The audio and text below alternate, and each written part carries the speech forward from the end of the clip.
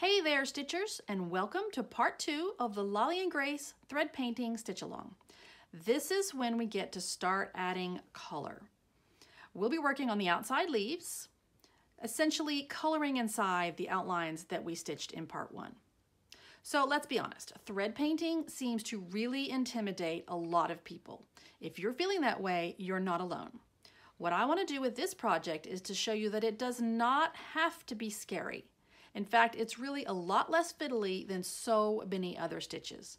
You know, lazy daisy stitches, no matter how hard I try, I can never get those things to look exactly the way I want them to. But once you know just a few key things about thread painting, I hope you'll see that it's really not complicated at all. Thread painting, in fact, is really just a whole lot of straight stitches. I mean that, really. What makes it appealing, though, is how it's used to blend two colors together where they meet. And that's done by doing one easy thing, staggering your stitches. And here's what I mean by that. All right, I've done a little sample for you right here of what we're going to be doing. So let's say you want to fill in this shape right here with thread painting. And remember I said it's really just a whole lot of straight stitches, and you want to stagger the lengths of those stitches. So here is how you achieve that. So I'm going to start filling in this shape with straight stitches. But as I make the next stitch, I'm going to make it a different length than the stitch that I made previously. So it doesn't matter if it's shorter or longer, just make it different than the one next to it. So that one was really short. This one I'll make a little longer.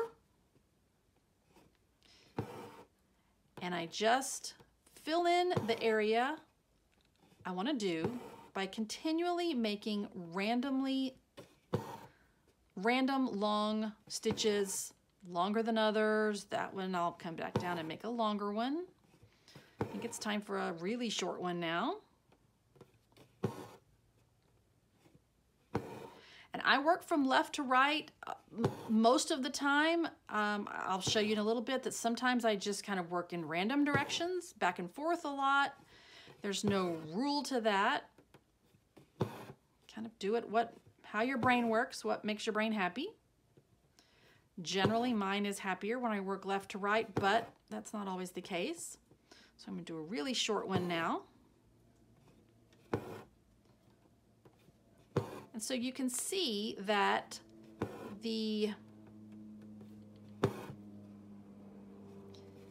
whereas at the top here, whereas that's the edge of my shape, those are all the same, go into the fabric at the same place. All of these down here are random lengths. They're staggered. So I've got this very kind of feathered effect right here. Now, if I wanted to, I could come back, I could work back right to left, I could jump over, doesn't really matter. Let's say, oh, I think I want another stitch that's this length here, or the shape on your pattern needs a little bit more filling in.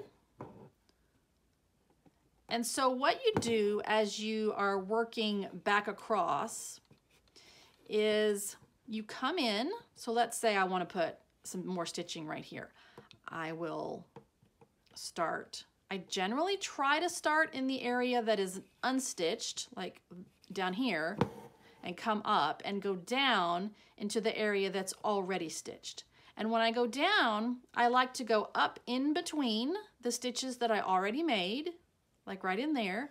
And here's where it is okay to split the threads that of the stitches you already made. A lot of times you kind of want to avoid that in embroidery, but this time it's actually great because it helps the colors blend. So you can see that I just am coming up through the fabric down here and going down into the stitches that I've already made. So even when you're working in a solid color, this helps to give kind of a just a nice filled in, it's another way, it's a filling stitch basically. It's a great way to fill in even a solid color. So let's say, see how I'm just kind of jumping back and forth a little bit randomly, pop over here. Ooh, I'm not, of course. All right, that one went away easily, thank you. All right, so let's say this is the last stitch I want to make of this color.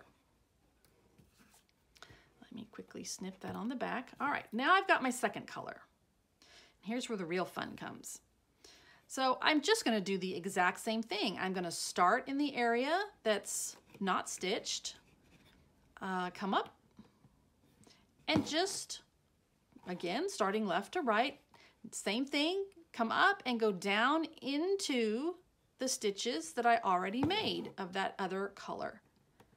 That was a longish stitch. Now I'll make one that's a little bit shorter. I'm going to skip over a little bit, go up into those stitches, skip over a little bit more, keep going up into those stitches. And it's the going up and the splitting of the stitches that you already made is what blends the colors. It's where you've got some green and some blue sitting right next to each other. So you can see here, I worked across and just made kind of a very open set of stitches. Now I'm gonna just keep filling it in, go back and forth as I feel like I want to. I can fill in this area a little more before I hop back over. And you really just want to keep in mind that, you know, it's not like there's any hard and fast rules to this. I don't really like the mindset that, well, you're doing it wrong. But I try to remind myself to, my habit is to, I tend to start as I keep stitching, I start to make every stitch the exact same length. I just kind of fall into a rhythm and I kind of forget to make really, really short stitches. And personally, I like the way it looks when I've got some longer stitches and then some really short stitches. But, you know, hey, even if they were all exactly the same length, but randomly, you know, left it feathered edge like that, it would be fine. But I kind of like it. I think the colors blend a little bit better when you've got different lengths of stitches. So you can see there's no rhyme or reason to, other than just trying to fill in the area that I'm supposed to fill in. The pattern will tell you where to put what color. All right, I feel like there's a little bit of a gap right there. Well, come on, find that little gap. I'm going to go in and fill that in. And speaking of gaps, sometimes it's hard to tell if you have a gap. I found it's helpful to, you know, I sort of hold the hoop one way as I stitch, and then as I think an area is finished, I'll sort of turn the hoop around, and sometimes when the light shines on it in a different direction, I'll notice a couple little white areas that are showing through. You know, you can always, even after you've cut the thread and gone on to another section, you can always come back in and fill in little areas that you feel like there's a gap or a little bit of fabric showing through from the back. So let's say, there you go. I've filled in that area. My two colors, the green and the blue, are kind of blended together. I might say, you know what, I like the way it blended over here. I have more blue. I think I need one stitch right there to kind of really add a little bit more blue that blended together. So there, I like that. One thing I kind of want to caution you against is piling on too many stitches. I mean, I was just randomly just kind of going back and forth as I stitched. I like my stitches when they sit a little bit more next to each other as opposed to being piled on top of each other. So for instance, I would consider that area done. So I would not keep just coming back and just adding more and more and more and more and more and more stitches on top. You can, like I said, I don't really ascribe to the you're doing that wrong mindset. You certainly can. Some of the areas on this pattern that we're going to be working on are pretty tiny and they can get kind of crowded. So as long as you feel like you've covered, like over here, you've covered, see, that's a little bit bulkier than I like, but if you like it, it's fine. But some of the areas we're going to be working on are a little bit tiny and they can get a little bit crowded. For instance, let me see if I can show you, find the right place on this leaf. Yeah. So see, these are, so maybe you can see here. So each of these little areas has two colors in it. This was the medium blue and that was the light blue. I used 2 strands on the leaves. I was using more strands for the example I was showing you because it fills up a little faster. So it's a little more delicate on these leaves because I was using 2 strands, not 3 strands. You can use 1 strand for needle painting. That's even more delicate and a little bit more of a finer division between colors. Like this one right here. You can see this leaf, hopefully. Again, you can see where the 2 colors blended together. All right, but see how some of these areas are little bitty tiny areas and you don't want to pile on too many stitches. So that was my only comment about that. So, all right, so let's get to the actual stitching of the leaves. Here we are ready to stitch this leaf right here. And what I've done is I have printed out the color chart that it'll be on the blog post for this part of the stitch along. And I've just printed it out so I can have it right next to me while I stitch and I can see which colors I need to use where. So I'm going to start on this, I'm going to do this leaf and I'm going to start right here, and just like I did in the example, so you can see my little wavy line, that's the line that indicates where I'm going to, where the blending of the 2 colors is going to be. So I know for this section I need this, the sort of medium green. I'm using 2 strands. And I'm going to fill in this section just like I did on the example. The other thing to keep in mind is the direction of your stitches. In our example, we were just doing a straight box and everything was all just one direction.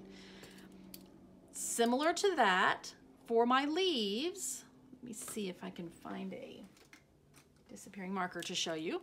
I am going to have all of my stitches go on this side of the leaf. All the stitches are going to run parallel, generally parallel to these lines. So kind of like the box on the sample, just consider like this is a box and this is a box and this one's a little box. So right now I'm just going to concentrate on this one area, and all of my stitches are going to run parallel to this vein. So they're all going to run this way.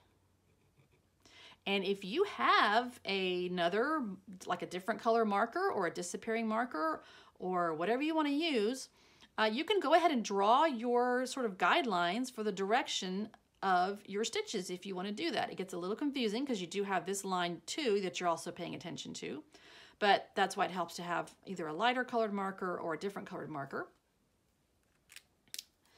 So now I've got my direction lines put in, and I'm just going to start stitching to fill in this top little wavy triangle.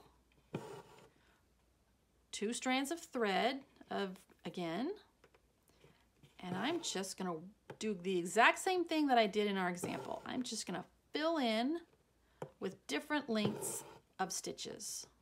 It's a little hard to get wildly varying lengths in those areas that are teeny tiny, but it still works. So that was a long stitch. I'm going to make this one a little tiny one.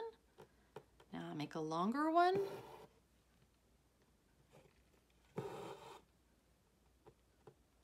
And these doesn't take much to fill in these little tiny areas. So I may come back, come across over here and just put another little random length stitch in so that I make sure I have it's a tiny area, but I still want it to be feathered right there.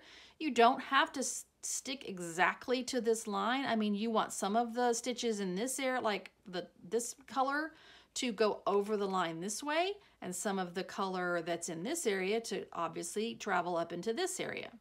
So I think I have enough stitches right there. I can add one more little green stitch there. All right. And now I'm going to see the color that we used there is this lightest blue, 2 strands again, and then I'll just keep filling in like I did on the sample. Come up in the area that's not stitched and go down into the area that's already stitched. I'm going to bring that light blue color up into the green color. So you can tell my lines that was showing me the direction of my stitches, it's already kind of fading, if that's all right. So even though I'm filling in this angled area, all of my stitches are still straight. They're all headed all going this direction. So if you feel yourself getting overwhelmed with, oh, I don't know where to start, or is too many areas, and just take it one little square. Just think, okay, I'm just going to concentrate on this area right here. Just this one little window. That's all I have to fill in. And it won't be so overwhelming. And in that regard, it really is like a coloring book. You've put down the black outlines that show you exactly where to color in. And then really, the only other couple of things you need to think of is which color to use, and the color chart will tell you that. Which direction to make your stitches. And like I said, if you want to put guidelines down, that will help with that. And then just random lengths of stitches. So you can see that I'm occasionally, you know, I've been working up this direction, coming up the fabric and going down away from me. Sometimes, like right up here against these black lines, it's hard to find just exact. I don't want to split that, like see right there, I don't want to split that black outline of the flower because I don't want blue to get down in that area. So sometimes I will come up in the blue area, or the area that I'm stitching, and I'll work back this way, that direction. I'll come down right next to the black outline. Occasionally it's just easiest to do that, so I can kind of sneak the tip of the needle under there. So I think I have one little bitty gap right there. And now that area is all filled in. So really, just like a coloring book, straight stitches, figure out your direction, and then just go to town on it. There's one other thing I forgot to mention before I keep stitching, is that I know previously I talked about not dragging your dark colored threads across big open areas of fabric, but these leaves are so small and they're obviously going to be covered up and completely in stitching. And so I know I finished this whole little window all at once, switching colors so you can see how it worked. If you want to, like after you finish this green color, you can find the next area of green that needs to be stitched, and you can just hop over there and fill this one in too. Let me get that blue thread out of the way. Fill this area in. And in other words, you can go through and you can fill in all of the areas that are the darker green, and then come back in and fill in all the areas that are the light blue. Doesn't matter what order you go in. So let's say that I finished that area, and there's one more area of dark green on this leaf, and it's right over here. So let's say that I finished stitching this. I could hop over here. Actually, here's another good thing to talk about. On the other side of the leaf, so on this side of the leaf, all the direction of the stitches goes that way. On this side of the leaf, all of the stitches will go at this angle. In other words, parallel to these vein lines. So if I was going to draw those in, that direction would look like that. So when I come over here to do this little section right over here, that is this same color green, I'm going to go this way.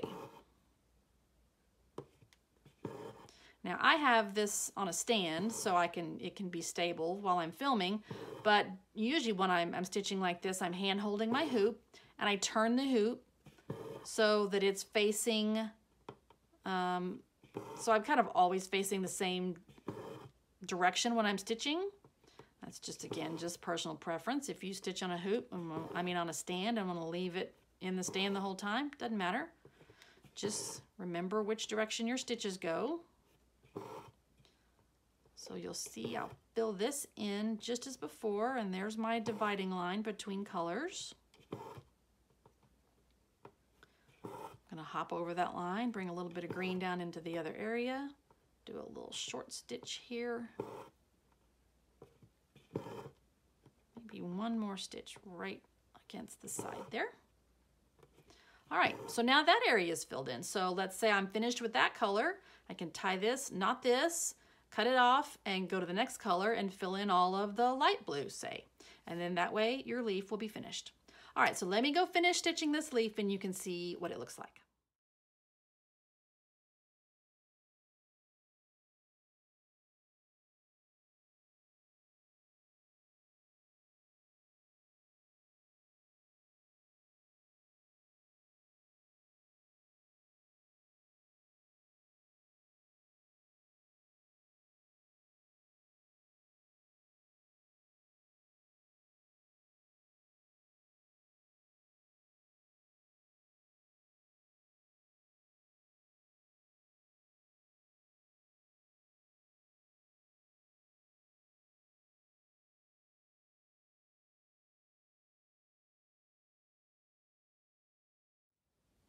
You can see here that the leaf is all stitched. All those colors are beautifully blended. Didn't take too long. So that's it for part 2 of the Lolli and Grace needle painting stitch along. In part 3, we're going to be working on the big petals of the main flower, and it's the same exact concept generally, slightly different because the areas are a little more wavy and not so straight, but I promise it's going to be a lot of fun and it will not be hard and you can absolutely do it. So please join us for part 3.